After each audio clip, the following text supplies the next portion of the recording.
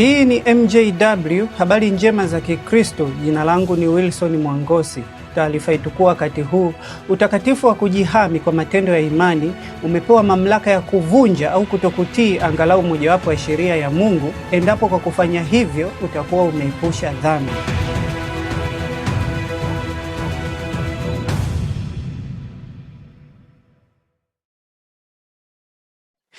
Mungu aliweka sheria kwa kusudi la kuitambua dhambi ili kila mtu asitende dhambi kwa sheria ile akaishi. Lakini kwa kuyafuata matendo ya sheria, dhambi imekuwa kubwa zaidi hata watu wasiweze kuokoka.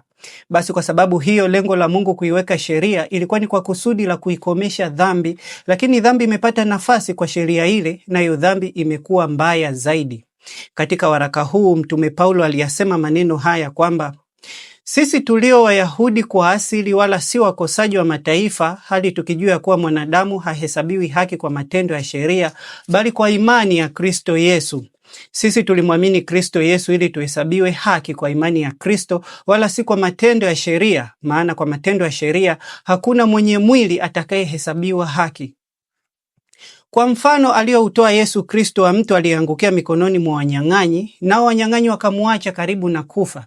Lakini kuhani na Mlawi, watumishi wa hekalu la Mungu, kwa matendo yao ya sheria ya kuto kufanya kazi yoyote siku ya Sabato, walipofika pale alipo wakamuona, wakapita kando. Lakini Msamaria mmoja asiyeijua sheria katika kusafiri kwake, alipofika pale alipo akamuona, akamuhurumia, na kwa matendo yake ya imani wala sio kwa matendo ya sheria, akamchukua mpaka katika nyumba ya wageni akamtunza. Lakini yule kuhani na Mlawi, watumishi wa Mungu, ile dhambi ya mauaji ya wale wanyang'anyi iliwashinda kabisa kwa sababu ya matendo yao ya sheria, kwa kuwa yule mtu angekufa kama asingalikuwako yule Msamaria. Katika waraka huu Mtume Paulo akasema, kwa maana watu wa mataifa wasio na sheria wafanyapo kwa tabia zao yaliyo ndani ya Torati, hao wasio na sheria wamekuwa sheria kwa nafsi zao wenyewe. Hao waionyesha kazi ya Torati iliyoandikwa mioyoni mwao, dhamiri yao ikiwashuhudia na mawazo yao yenyewe kwa yenyewe yakiwashitaki au kuwatetea. Tena akasema, tuseme nini basi ya kwamba watu wa mataifa wasioifuata haki walipata haki, lakini ni ile haki iliyo ya imani. Bali Israeli wakifuata sheria ya haki hawakuifikiria ile sheria. Kwa sababu gani? Kwa sababu hawakuifuata kwa njia ya imani, bali kana kwamba kwa njia ya matendo, wakajikwaa juu ya jiwe lile likwazalo. Lile jiwe ambalo ndiye Yesu Kristo mwenyewe, kwa sababu wao Wayahudi japokuwa walienenda kwa matendo yao ya sheria, lakini kwa mali zao walitenda kwa imani, kwa sababu hata siku ya Sabato ng'ombe wao walipotumbukia shimoni waliwatoa. Lakini Yesu Kristo alipofanya kazi ya kuwaponya watu siku ya Sabato, wao Wayahudi wakamlahumu. Ni katika kitabu cha Injili ya Yohana Mtakatifu imeandikwa, na hapa na nukuu, basi kwa sababu hiyo Wayahudi walizidi kutaka kumuua, kwa kuwa hakuivunja Sabato tu, bali pamoja na hayo alimuita Mungu Baba yake, akijifanya sawa na Mungu. Basi kwa sababu hiyo, kama Yesu Kristo alivyoivunja Sabato kwa kutenda yaliyo halali na haki siku ya Sabato, na sisi je, tunawezaje kuvunja sheria kwa kutenda yaliyo halali? Tupate taarifa zaidi.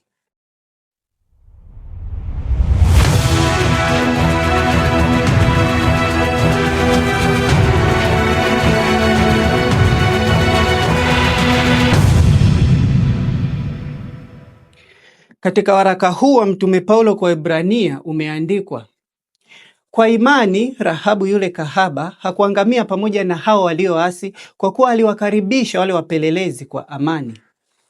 Rahabu yule kahaba alihesabiwa haki kwa matendo yake ya imani, wala sio kwa matendo ya sheria, kwa sababu Rahabu aliwahifadhi wale wapelelezi, watu wa Mungu, kwa kuivunja amri ya 9 inayosema, usimshuhudie jirani yako uongo. Kwa kuwa Rahabu aliwaficha wale wapelelezi darini, lakini akawaambia wale askari kwamba wafuateni, kwa maana ikawa kama wakati wa kufungwa lango la mji kulipokuwa giza, watu wale walitoka wala sijui walikokwenda. Lakini kama Rahabu angehesabiwa haki kwa sheria, wala asingaliokoka hata kwa ukahaba wake.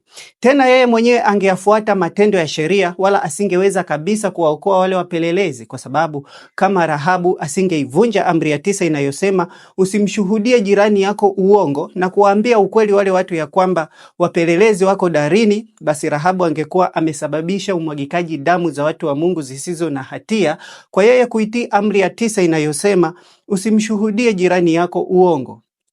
Katika waraka huu Mtume Paulo aliyasema maneno haya kwamba basi twaona ya kuwa mwanadamu huhesabiwa haki kwa imani pasipo matendo ya sheria. Tena mtumishi wa Mungu Ayubu alisema hivi: kwake yeye ziko nguvu na makusudi kufanikiwa, huyo adanganywaye na mdanganyi pia ni wake. Amri ya 5 inasema waheshimu baba yako na mama yako, siku zako zipate kuwa nyingi katika nchi upewayo na Bwana Mungu wako. Kama sisi tunavyomheshimu mzazi wetu mkuu ambaye ndiye Mungu, ili siku zetu zipate kuwa milele. Lakini kuna watu wanatenda dhambi kwa kuivunja amri hii ya 5 na kuwatoa wazazi wao kafara kwa kuwaua kwa kusudi la kutaka mali. Lakini wale watu wenye dhambi waliomuua Yesu Kristo mzazi wetu mkuu hawakuhesabiwa haki kwa sheria, kwa sababu kuuawa kwake Yesu Kristo kulileta faida kuu ya kuikomesha dhambi kwa dhabihu ya milele iliyotolewa pale msalabani. Kwa hiyo wale watu waliomuua Yesu wakahesabiwa haki kwa imani, kwa kuwa Yesu Kristo alisema, Baba uwasamehe kwa kuwa hawajui walitendalo. Kwa sababu wale watu wenye dhambi waliomuua Yesu Kristo mzazi wetu mkuu, kuvunja kwao amri ya 9 inayosema usiue ilileta faida kuu ya kuikomesha dhambi kwa dhabihu ya milele iliyotolewa pale msalabani.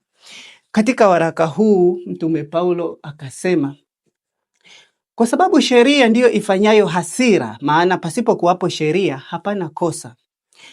Lakini wale watu wenye dhambi waliomuua Yesu Kristo mzazi wetu mkuu, kama wangehesabiwa haki kwa sheria, wala wasingaliokoka kamwe, tena wangehukumiwa na kuangamizwa kabisa, kwa sababu hakuna kabisa sheria yoyote itakayomhesabia haki mtu yoyote amnyosheaye mikono yake mzazi wake na kumuua, ne akawa hana hatia, kama shetani alivyomnyoshea mikono yake Mungu katika vile vita vya kwanza vya mbinguni. Tena Wayahudi walimtoa Baraba yule muuaji gerezani na kumhukumu kifo Yesu Kristo aliyewafufua wafu. Katika waraka huu Mtume Paulo alisema, si batili neema ya Mungu, maana ikiwa haki hupatikana kwa njia ya sheria, basi Kristo alikufa bure. Tena mahali pengine akasema, kwa maana Kristo ni mwisho wa sheria ili kila aaminie ahesabiwe haki. Tena mahali pengine akasema, kwa sababu wote wamefanya dhambi na kupungukiwa na utukufu wa Mungu, wanahesabiwa haki bure kwa neema yake kwa njia ya ukombozi ulio katika Kristo Yesu. Amri ya 7 inasema usizini, na neno hili usizini limetokana na neno zinaa, kwa maana imeandikwa, lakini kwa sababu ya zinaa kila mwanamume na awe na mke wake mwenyewe, na kila mwanamke na awe na mume wake mwenyewe. Na kwa matendo ya amri hii usizini, yani kanuni zake ni kwamba wale watakaoivunja amri hii kwa kufanya zinaa, yani mwanamume na mwanamke, kwa mara yao ya kwanza tangu kuzaliwa kwao, hao hupewa kuwa ni haki yao kwa kuunganishwa na hilo tendo la zinaa, wawe mwili mmoja, yani mke na mume, mpaka kifo kiwatenganishe, ambapo kwao haitaitwa tena zinaa. Lakini huyo mwanaume akienda kwa kahaba akaingia kwake, hataungwa na kahaba, na yule kahaba atabaki kuwa huru bila ya kufungwa na sheria ya mume yoyote, kwa sababu wanaume wote walioingia kwake wako kama huyo mwanaume, kwa kuwa ni waume za watu. Lakini mwanaume ambaye hakuungwa na mwanamke yoyote kwa zinaa, ne akaenda kwa huyo kahaba akaingia kwake, hakika ataungwa na kahaba, hata kuwa mwili mmoja naye, yaani mke na mume, mpaka kifo kiwatenganishe, ambapo kwao haitaitwa tena zinaa. Naye pasipo kujua hulipa pesa kwa mkewe, naye akaenda zake. Katika waraka huu Mtume Paulo akasema, au amjui ya kuwa yeye aliyeungwa na kahaba ni mwili mmoja naye? Maana asema wale wawili watakuwa mwili mmoja. Na ndiyo maana Yesu Kristo akawaambia, amin nawaambia, watoza ushuru na makahaba watatangulia mbele yenu kuingia katika ufalme wa Mungu, kwa sababu wao makahaba wanajitambua ya kuwa wao ni wenye dhambi, lakini wale wanaojihesabia haki kwa matendo yao ya sheria, eti kwa sababu wanaishi pamoja, wasijitambue ya kuwa wanaishi na waume za watu, tena baadhi yao ni waume za makahaba. Mtume Paulo akasema katika waraka huu akiwaambia, mmetengwa na Kristo ninyi mtakao kuhesabiwa haki kwa sheria, mmeanguka na kutoka katika hali ya neema. Kwa sababu sheria haiwafanyi mtu mume na mtu mke wawe mwili mmoja kwa kuapishana, bali ni kama hivi ilivyoandikwa katika Torati ya Musa, na hapa na nukuu, kisha uingie kwake uwe mumewe naye awe mkeo, mwisho wa kunukuu. Lakini sio kwa kuapishana, maana kwa habari ya kiapo imeandikwa hivi katika kitabu cha Yakobo, lakini zaidi ya yote ndugu zangu, msiape wala kwa mbingu wala kwa nchi wala kwa kiapo kingine chochote, bali ndiyo yenu na iwe ndiyo, na siyo yenu iwe sio, msije mkaangukia hukumu. Tena Yesu Kristo akasema, tena mmesikia watu wa kale walivyoambiwa, usiape uongo ila mtimizie Bwana nyapo zako. Lakini mimi nawaambia, usiape kabisa, hata kwa mbingu, kwa maana ndicho kiti cha enzi cha Mungu, wala kwa nchi, kwa maana ndio pa kuwekea miguu yake, wala kwa Yerusalemu, kwa maana ndio mji wa mfalme mkuu. Wala usiape kwa kichwa chako, maana huwezi kuufanya unywele mmoja kuwa mweupe au mweusi, bali maneno yenu yawe ndiyo ndiyo, sio sio, kwa kuwa yazidio hayo yatoka kwa yule mwovu. Tena Yesu Kristo akasema, mmesikia kwamba imenenwa usizini, lakini mimi nawaambia, kila mtu atazame mwanamke kwa kumtamani amekwisha kuzini naye moyoni mwake. Lakini mtu yeyote akiyafuata matendo ya sheria hii hawezi akaishinda dhambi ya kutamani, kwa sababu hakuna mtu yeyote aliyeweza kuoa bila kuwaka tamaa. Kwa maana hata nabii Musa aliyasema maneno haya katika Torati, na hapa na mnukuu, ukaona kati ya mateka mwanamke mzuri, ukafanya tamaa kwake, ukawaza kumtoa kuwa mkeo, ndipo umchukue kwenu nyumbani kwako. Mwisho wa kunukuu. Kwa hiyo mtu yeyote akifuata sheria hii kwa njia ya imani katika Kristo Yesu yenye tunda la Roho ambalo ni upendo, huyo mtu hataogopa kuivunja sheria hii, usitamani, kwa upendo, kwa kuwa tamaa ya upendo haitendi dhambi. Lakini mtu yeyote akiyafuata matendo ya sheria hii, usitamani, huyo mtu hataweza kuivunja sheria hii, usitamani. Kwa hiyo huyo mtu kujizuia kwake asitamani, atakosa alichokipenda, na kwa kuwa hicho alichokipenda kimekuja kwake kwa njia ya tamaa, basi dhambi ya tamaa kwake huyo mtu itazidi kuwa kubwa zaidi, na kwa kuwa upendo unazidi kudumu ndani yake, basi dhambi ya tamaa kwake mtu huyo itazidi kuwa mbaya mno. Katika waraka huu Mtume Paulo azidi kufuliza kusema, na hapa na mnukuu, tusemeje basi, torati ni dhambi? Hasha! Walakini singalitambua dhambi ila kwa sheria, kwa kuwa singalijua kutamani kama torati singalisema usitamani. Lakini dhambi ilipata nafasi kwa ile amri, ikafanya ndani yangu kila namna ya kutamani, kwa maana dhambi bila sheria imekufa. Nami nalikuwa hai hapo kwanza bila sheria, ila ilipokuja ile amri, dhambi ilihuika, nami nikafa. Nikaona ile amri iletayo uzima ya kuwa kwangu mimi ilileta mauti. Kwa maana dhambi kwa kupata nafasi kwa ile amri ilinidanganya, na kwa hiyo ikaniua. Basi torati ni takatifu, na ile amri ni takatifu na ya haki na njema. Basi je, ile iliyo njema ilikuwa mauti kwangu mimi? Hasha! Bali dhambi ili ionekane kuwa ni dhambi hasa, ilifanya mauti ndani yangu kwa njia ya ile njema, kusudi kwa ile amri dhambi izidi kuwa mbaya mno. Hii ni MJW, habari njema za Kikristo.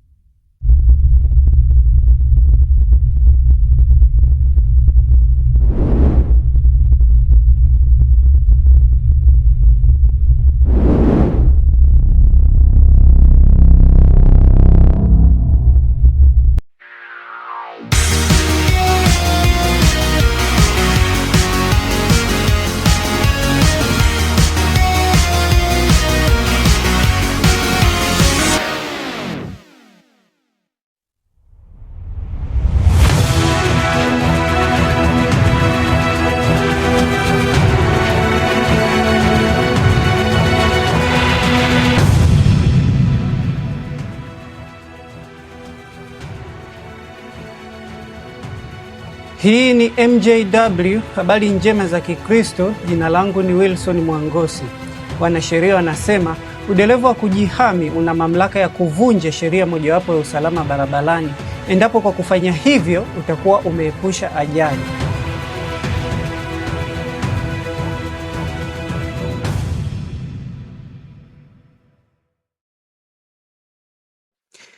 Wanasheria wanasema udereva wa kujihami una mamlaka ya kuvunja sheria mojawapo ya usalama barabarani endapo kwa kufanya hivyo utakuwa umeepusha ajali. Kwa mfano, kwenye makutano ya barabara kubwa na ndogo, anayepewa kipaumbele cha kupita kwanza ni yule dereva aliyokuwa kwenye barabara kubwa. Lakini dereva aliyokuwa kwenye barabara ndogo akiivunja sheria inayompa kipaumbele yule dereva aliyokuwa kwenye barabara kubwa kupita kwanza, na akaingia kwenye makutano ya barabara na kusababisha ajali, basi inampasa na yule dereva aliyokuwa kwenye barabara kubwa na aivunje sheria inayompa kipaumbele yeye mwenyewe kupita kwanza ili kuepusha ajali. Kwa hiyo yule dereva aliyokuwa kwenye barabara ndogo atakuwa amesababisha ajali kwa kuvunja sheria, lakini yule dereva aliyokuwa kwenye barabara kubwa atakuwa ameepusha ajali kwa kuvunja sheria. Basi na hivi ndivyo ilivyo na sheria ya Mungu. Kwa mfano, kuposa ni sheria ya Mungu, na mtu akimposa mwanamke na Mungu akawa ni shahidi ya kwamba huyo aliyemposa ndiye mkewe halali, lakini mwanaume mwingine akaenda kalala na yule mwanamke aliyeposwa, basi nampasa yule mwanamume aliyemposa aivunje sheria ya kuposa inayompa kipaumbele yeye mwenyewe ya kwamba huyo mwanamke aliyemposa ndiye mkewe halali, ili kuepusha dhambi ya uzinzi. Kama Yusufu wakati ule alipomposa Mariamu mama yake Yesu, lakini kabla hawajakaribiana, Mariamu alionekana ana mimba kwa uweza wa Roho Mtakatifu. Naye Yusufu mumewe, kwa vile alivyokuwa mtu wa haki, asitake kumwaibisha, aliazimu kumwacha kwa siri ili kumpa kipaumbele mwenye mimba yake. Lakini malaika wa Bwana alimtokea katika ndoto, akamwambia Yusufu akisema, Yusufu mwana wa Daudi, usihofu kumchukua Mariamu mkeo, maana mimba yake ni kwa uweza wa Roho Mtakatifu. Tena katika kitabu cha Torati ya Musa imeandikwa, mtu mume akimwona kijana aliye mwanamwali ambaye hajaposwa akamshika na kulala naye, wakaonekana, yule mtu mume aliyelala naye na ampe baba yake yule kijana shekeri 50 za fedha, kisha na awe mkewe, kwa kuwa amemtweza, hana ruhusa ya kumwacha siku zake zote.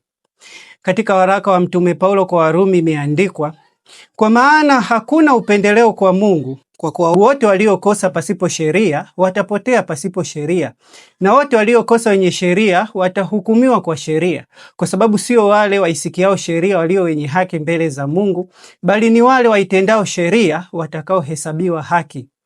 Tena imeandikwa, lakini mkiitimiza ile sheria ya kifalme kama ilivyoandikwa, mpende jirani yako kama nafsi yako, mwatenda vyema.